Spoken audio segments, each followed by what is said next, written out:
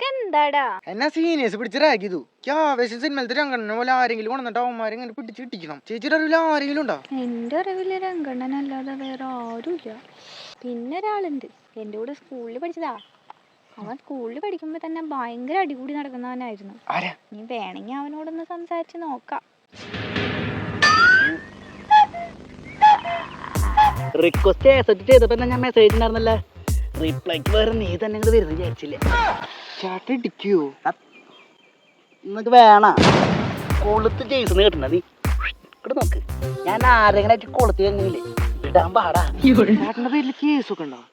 Full case കെട്ടുകളാ. അടി കഴിഞ്ഞിട്ട് നേരല്ല എനിക്ക്. ഞാൻ ഉള്ളോണ്ട് അവിടുത്തെ വക്കീലന്മാരെ വരെ ജീവിച്ചു പോണ. എനിക്ക് വേണ്ടി വിളിച്ചത് എന്തുകൊണ്ട് നിന്റെ പ്രശ്നം? എന്നെ സീനിയേഴ്സ് റാഗി ചേട്ടാ. നമ്മളൊക്കെ എത്ര റാഗിയതേക്കണം. അതല്ല ചേട്ടാ, അവരെന്നോട് പാട്ട് പാടാൻ പറഞ്ഞു. ഞാൻ പാട്ട് പാടി.